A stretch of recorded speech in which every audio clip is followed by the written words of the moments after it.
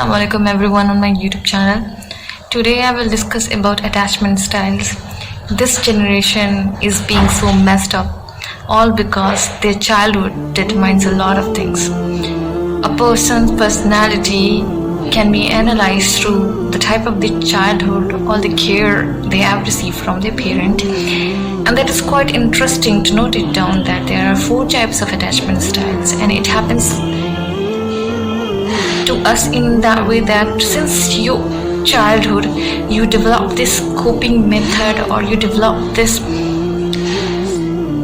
type of attachment from that age to your adulthood to the old age, all because you have went through a lot of the journey of your life or went through a lot of matters of your life, and this is how you develop your friendship with your friends, and this is how you maintain all the relationships of your life, your family, loved ones, or your friends, or anyone, co-worker, colleagues, anyone. So in this way, your attachment style determines the type of the relationships or the bonding that you create with another human beings, or the quality of it.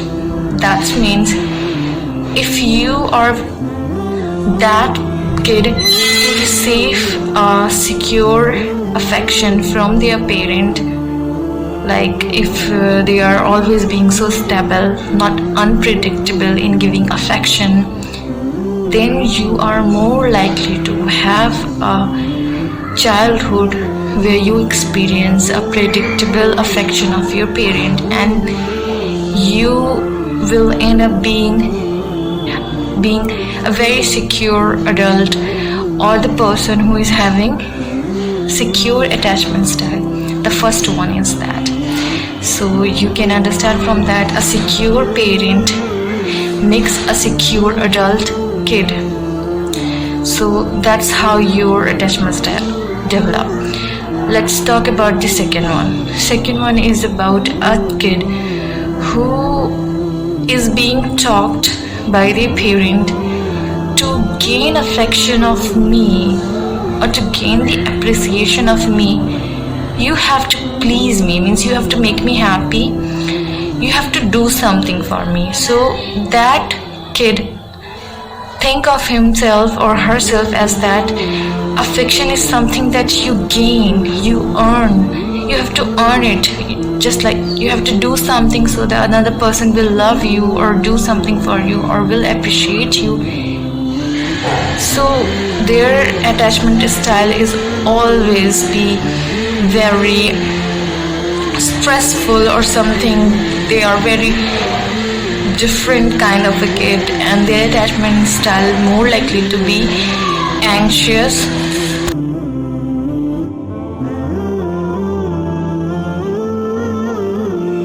and the third one is that the anxious attachment style develop where the affection is given and taken away, where the affection was not inconsistent, where the affection was very inconsistent and unpredictable. So the child developed the attachment style called as anxious attachment style. Let's move on to the third. When in the childhood, the caregiver or the parent who is sometimes they give affection and takes it away, sometimes they show consideration and then not so much of serious about that kid. So that kid was very vulnerable and developed hyper independency. You saw a lot of kids very sincere, they very independent since their childhood, and they do everything on their own. They don't rely on people, so all because they have this kind of affection from their parent, where he or she gets the affection and that affection taken away, and the child end up thinking about I'm not enough.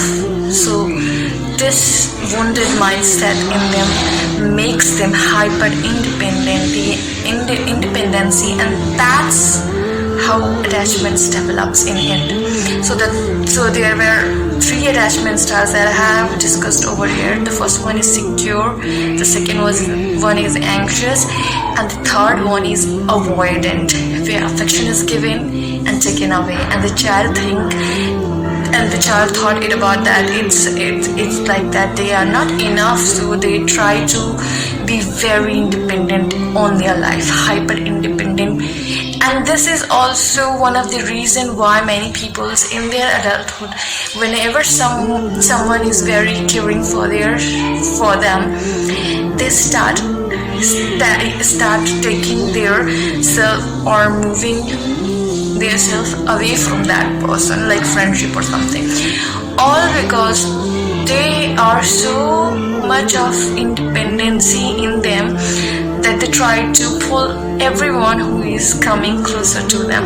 And that is why the avoidant attachment styles creating a lot of issues in all the bonding they made in their life, all because of the childhood or the parent they had in their childhood when they were a kid. So this is very important to note it down over here for the parents and for those who are raising kids.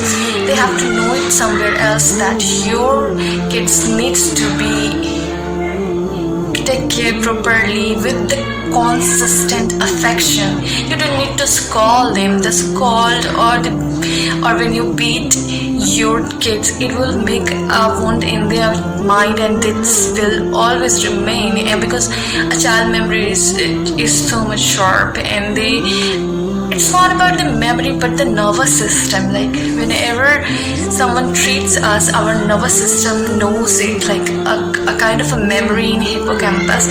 Every time it's registering it. So that's why some adults are prone to be with people who are very those who always try to exploit people, but they still remain with them, all because their nervous system is all set for that anxiousness, anxiety and types of things, because that seems so familiar for them. Are you getting me? What I'm trying to say is that's why a kid needs to be handled properly since their childhood, so that they will never ever encounter any type of mental trauma in their